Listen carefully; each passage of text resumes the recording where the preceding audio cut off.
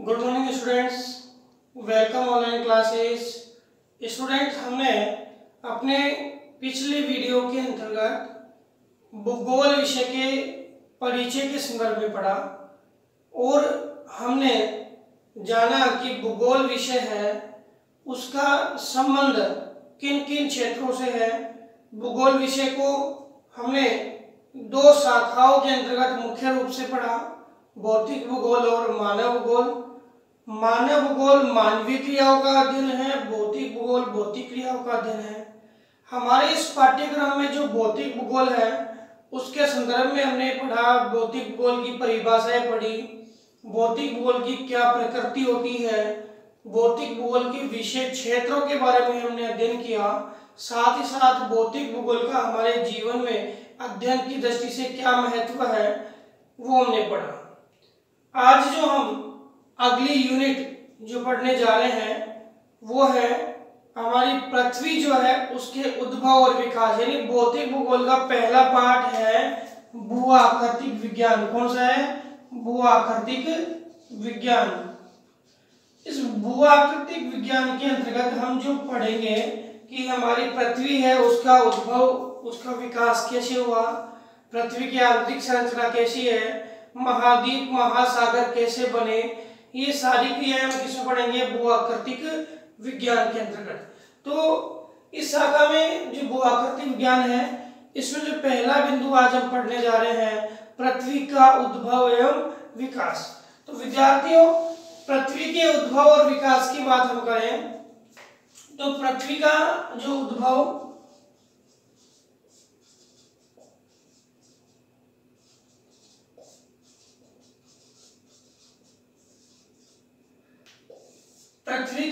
यानी पृथ्वी की उत्पत्ति और पृथ्वी का विकास कैसे हुआ, तो इसके लिए हमें कुछ स्टेप बाय स्टेप, भूगोल क्या है वैज्ञानिक विषय है तो हमें क्या है स्टेप बाय स्टेप क्या है अध्ययन करना है। तो सबसे पहले हमारे किसका निर्माण हुआ?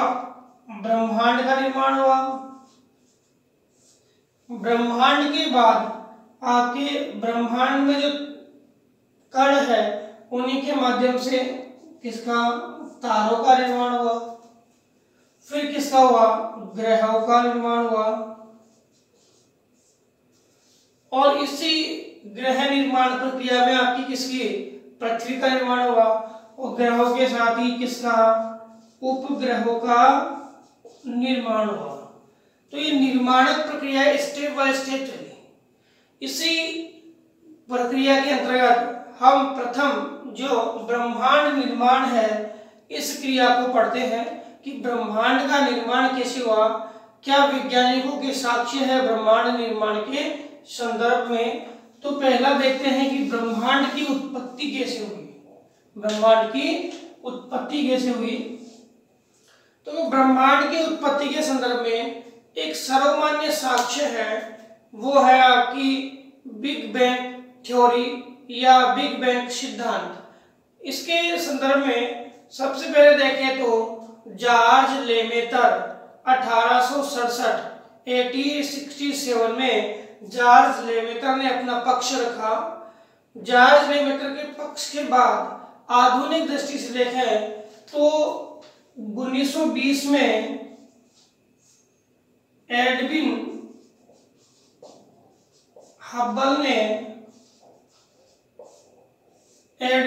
ने इस ब्रह्मांड उत्पत्ति के सिद्धांत के संदर्भ में अपने प्रमाण दिए कि वास्तव में ब्रह्मांड की उत्पत्ति हुई है। ब्रह्मांड जो था आरंभ में संकुचित अवस्था में था, जिसके अंदर एक भयंकर विस्फोट के साथ ब्रह्मांड है वो विस्तारित अवस्था में आ गया। इन्होंने बताया कि जब आरंभ था ब्रह्मांड का तो ब्रह्मांड बहुत ही संकुचित अवस्था में था, जिसके कण है, कणों का आयतन बहुत कम लेकिन उनका घनत्व बहुत ही ज्यादा था। इन छोटे से कण का भार बहुत ही ज्यादा था और भार के साथ उसमें ताप भी क्या था? बहुत ही ज्यादा था। और आयतन क्या था? बहुत ही कम। एक छोटा सा कण है वो कितना क्षेत्र घेरेगा, लेकिन छोटे से कण के भार की बात करें तो बहुत ही ज्यादा, और ताप की बात करें तो वो भी क्या थी, बहुत ही ज्यादा थी। इन्होंने अपने इस सिद्धांत को एक प्रयोग के माध्यम से समझाया और बताया कि एक गुब्बारा लेते हैं, गुब्बारे के ऊपर हम छोटी छोटी आकाश गंगाएं पास पास निर्मित कर देते हैं, छोटी छोटी आकाश गंगाएं पास पास निर्मित कर देते हैं, पास पास निर्मित कर देते हैं। और इन्होंने कहा कि जो पास पास कण थे इनमें ताप अधिक था, क्या था, ताप अधिक था, और ताप की अधिकता के कारण और घनत्व जो था वो भी क्या था, ज्यादा, और कणों में प्राय जो कणों का घनत्व था उसमें भी क्या था, अंतर था। तो कणों में जो कणों के घनत्व में अंतर और ताप में वृद्धि के कारण ये कण जो है वो आपस में क्या हुए, टकराना आरंभ हुए, क्या हुए, टकराना आरंभ हुए, और टकराने से इन कणों में एक भयानक विस्फोट उत्पन्न हुआ। ये क्या हुआ, भयानक विस्फोट उत्पन्न हुआ, और ये कण जो है एक सेकंड के बहुत ही छोटे से भाग में क्या हो गए, काफी दूर तक फैल गए। जैसे एक क्रैकर है, एक पटाखा या एक कोई बॉम्ब है, वो ब्लास्ट होता है तो बॉम्ब के जो पार्ट्स है वो काफी दूर तक फैल जाते हैं।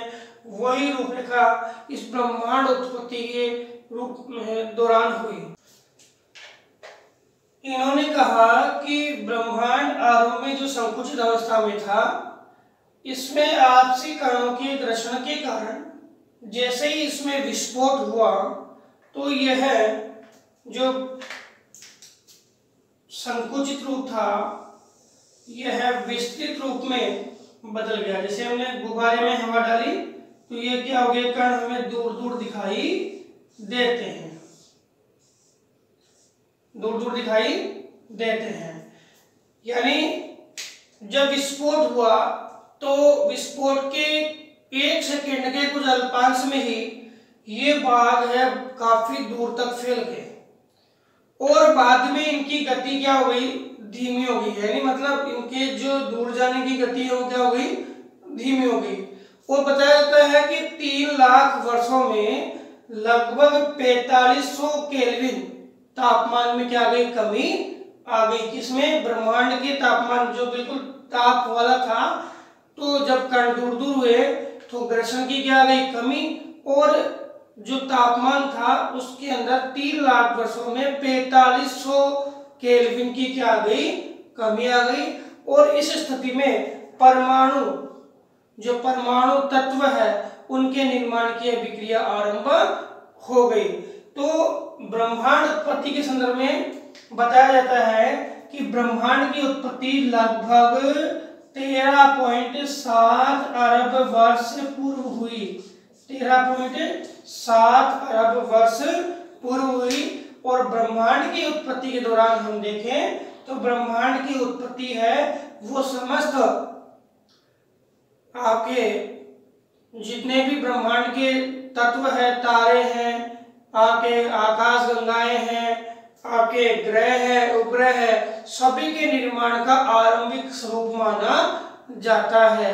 ब्रह्मांड की उत्पत्ति में ही आपके एक सिद्धांत है होयल का सिद्धांत। होयल ने जो सिद्धांत दिया उस सिद्धांत का नाम है स्थिर अवस्था सिद्धांत। कौन सा सिद्धांत है, स्थिर अवस्था सिद्धांत। होयल ने स्थिर अवस्था सिद्धांत जो दिया, उस स्थिर अवस्था सिद्धांत में कहा गया कि ब्रह्मांड जो था वो आरंभ में भी उसी अवस्था में था, ब्रह्मांड वर्तमान में भी उसी अवस्था में है, और ब्रह्मांड में किसी प्रकार का कोई बदलाव नहीं हुआ है। ये बात किसने कही, होयल ने। लेकिन यह सर्वमान्य मत नहीं था। सर्वमान्य मत किसका था, एडविन हबल का। इस मत को क्या नाम दिया गया, इस मत को नाम दिया गया बिग बिग बैंग सिद्धांत। क्या नाम दिया गया? बिग बैंग सिद्धांत। तो एग्जाम में प्रश्न आ जाए बिग बैंग सिद्धांत को समझाइए, या बिग बैंग सिद्धांत का संबंध किसकी उत्पत्ति से है? तो ब्रह्मांड की उत्पत्ति से है।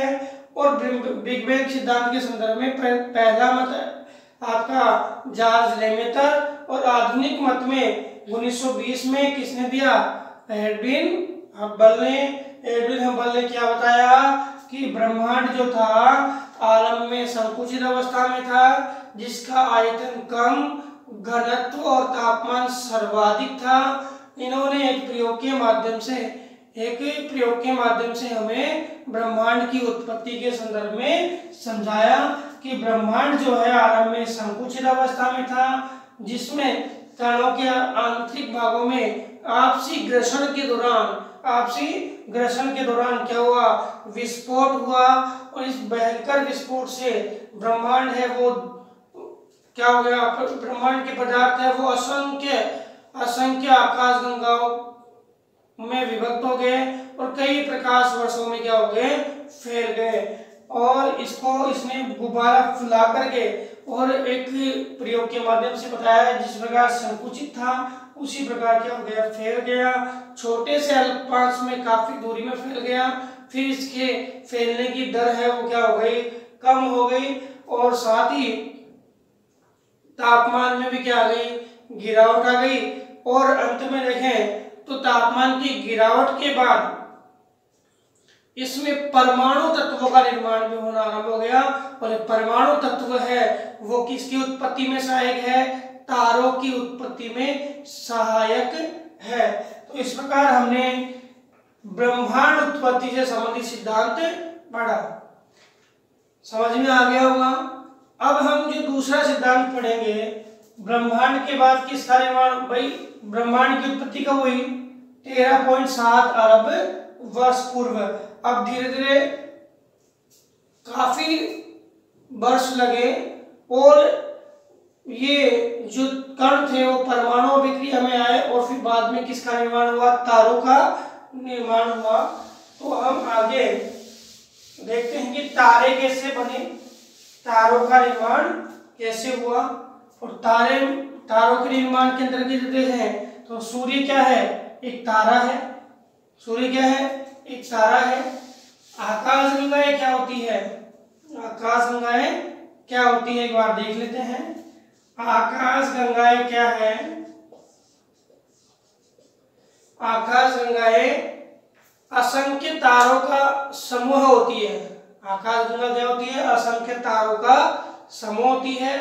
एक हमारे पूरे ब्रह्मांड में देखें तो लगभग कई अरबों आकाशगंगाएं हमारे ब्रह्मांड में हैं और एक आकाशगंगा में कई अरबों तारे होते हैं। एक आकाशगंगा में कई अरबों क्या होते हैं? तारे होते हैं। और हमारे ब्रह्मांड में कई अरबों क्या है? आकाशगंगाएं हैं। आकाशगंगा क्या होती है? तारों के समूह का या तारों का पुंज क्या है? आकाशगंगा होती है। तारों का पुंज क्या होती है? आकाशगंगा होती है। तो आकाशगंगा के अंतर्गत ही हमारे जो कई सौर मंडल है, हमारा सौर मंडल भी है, जो कौन सी आकाशगंगा में आता है? आपके जो ऐरावत पथ है, जो मिल्की वे है आकाशगंगा, उसी का पार्ट क्या है? हमारा सौर मंडल। और पृथ्वी भी जो है वो हमारे ऐरावत पथ आकाशगंगा का ही क्या है? एक भाग है, क्योंकि सौरमंडल का भाग क्या है? पृथ्वी। तो सौरमंडल ऐरावत पथ है, आकाशगंगा का जो भाग है, तो पृथ्वी भी किसका हो गई? ऐरावत पथ आकाशगंगा का भाग। अभी हम देखते हैं कि तारों की उत्पत्ति है वो किस प्रकार से हुई। तो तारों में देखो, एक तो होती है हाइड्रोजन, एक होती है हीलियम और फिर कार्बन डाइऑक्साइड वगैरह होती है। तो लगभग 70% तो क्या होती है? आपके हाइड्रोजन होती है और लगभग 30% से ज्यादा क्या होती है? आपके हीलियम होती है। हीलियम और हाइड्रोजन दो गैसों का जो पुंज है वो कौन सा है? आपके तारे होते हैं। तारे वह आकाशीय पिंड होते हैं जो स्वयं के प्रकाश से प्रकाशित होते हैं। स्वयं के प्रकाश से क्या होते हैं, प्रकाशित होते हैं। और उनके स्वयं के प्रकाश से प्रकाशित होने के पीछे क्या कारण है, क्योंकि इनमें एक अभिक्रिया होती है, क्योंकि परमाणविक तत्व है और परमाणविक तत्वों में एक अभिक्रिया होती है नाभिकीय विखंडन की, जिसमें हाइड्रोजन है वो किस में कन्वर्ट होता है, हीलियम में कन्वर्ट होता है, जिसके कारण इसमें ताप उत्सर्जित होता रहता है और तारों का निर्माण भी इसी आधार पर होता है। अंत में जब तारा है वो अपने केंद्र तक चला जाता है, तो केंद्र तक जाने के बाद जो तारे का केंद्र वो विस्फोट होता है, तो तारा एक बड़े प्रकाश के साथ क्या होता है, फूटता है और इसको हम बोलते हैं सुपरनोवा विस्फोट। क्या बोलते हैं, सुपरनोवा विस्फोट कहते हैं। देखो तारों के निर्माण के लिए हम बात करें तो 5 से 6 अरब वर्ष पूर्व, 5 से 6 अरब वर्ष पूर्व जब ब्रह्मांड में ताप की क्या हुई, कमी, परमाणविक तत्वों का निर्माण हुआ और ब्रह्मांड में व्याप्त दो ही गैसें हैं, हाइड्रोजन और हीलियम। इस हाइड्रोजन हीलियम गैसों के संयोजन के दौरान ये जो कण थे आपस में टकराए और कणों के टकराने के फलस्वरूप जो इन गैसों के जो स्वरूप में या कणों के टकराने से इनके आंतरिक भागों में या संरचना में क्या आया, बदलाव आया और इस बदलाव के कारण ही किसका निर्माण हुआ है, तारों का निर्माण हुआ है। अब तारों के निर्माण से जुड़ी बात है कि जो तारे हैं वो तारे हैं वो एक आकाश गंगा के अंतर्गत होते हैं और एक आकाश गंगा है उसके हम व्यास की बात करें तो इसका व्यास है वो 80,000 से लगभग 1.5 लाख प्रकाश वर्ष तक भी हो सकता है। एक शब्द आया है प्रकाश वर्ष, क्या है तो प्रकाश वर्ष है। देखो लास्ट में वर्ष लग गया, लास्ट में क्या लग गया, वर्ष लग गया। तो वर्ष क्या है, यहाँ समय नहीं बता रहा, ये क्या बता रहा है, दूरी बता रहा है। क्या बता रहा है, दूरी बता रहा है। तो सूर्य का जो प्रकाश है, सूर्य का प्रकाश है, उसकी गति की बात करें तो यह 3 लाख किलोमीटर पर सेकंड, 3 लाख किलोमीटर पर सेकंड की गति से क्या है, सूर्य का प्रकाश गति करता है 3 लाख किलोमीटर पर सेकंड की गति से। और यह सूर्य का प्रकाश एक वर्ष में जितनी दूरी तय करेगा, एक वर्ष में जितनी दूरी तय करेगा उसको हम क्या कहते हैं, प्रकाश वर्ष कहते हैं। इसकी मात्रा की बात में करूं तो 9.461 इंटू 10⁻12 किलोमीटर की दूरी सूर्य का प्रकाश एक वर्ष में तय करेगा, उसको हम क्या कहेंगे, प्रकाश वर्ष कहेंगे। और इसी आधार पे हमारी पृथ्वी पर जो सूर्य का प्रकाश आता है, पृथ्वी की जो दूरी है लगभग हम 15 करोड़ मानते हैं, तो 15 करोड़ किलोमीटर दूरी है, उसमें सूर्य का प्रकाश कितनी मिनट में आ जाता है, तो हम 3 लाख का क्या दे देंगे, उसमें भाग दे देंगे और लगभग 8 मिनट में सूर्य का प्रकाश कहाँ तक आ जाता है, हमारी पृथ्वी तक पहुंच जाता है। तो प्रकाश वर्ष समझ में आ गया। एक वर्ष में सूर्य के प्रकाश की दूरी, यानी एक वर्ष में सूर्य के प्रकाश द्वारा तय की गई दूरी क्या कहलाती है, प्रकाश वर्ष कहलाती है।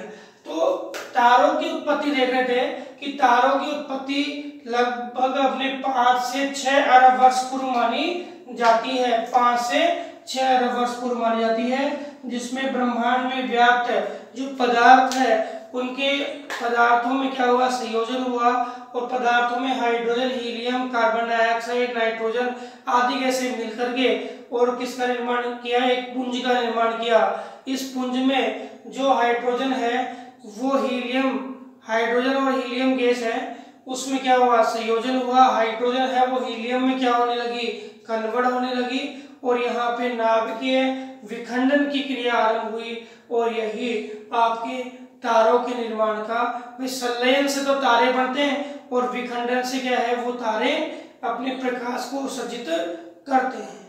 क्या करते हैं, प्रकाश को उत्सर्जित करते हैं। और धीरे धीरे वो है तारे हैं अपने विखंडन के बाद क्या है, छोटे छोटे रूप में होते रहते हैं, और लास्ट में जब उसका केंद्र है वो विखंडित होता है तो उसमें एक भयंकर विस्फोट होता है। कई बार हम देखते हैं तारे टूटना, तारे टूटना। तो तारे टूटना क्या है, तारे टूटना क्या है कि तारा है वो अपने अंतिम जो क्षण में आ जाता है, तारे का अंत जो होता है उसके कारण तारे का केंद्र है उसमें क्या होता है, विस्फोट होता है और तारा है वो टूटता हुआ दिखाई देता है। तो विद्यार्थियों, हमने आज ब्रह्मांड की उत्पत्ति और तारों के संदर्भ में उल्लेख किया। अगले वीडियो में हम पृथ्वी की उत्पत्ति के संदर्भ में पढ़ेंगे। धन्यवाद।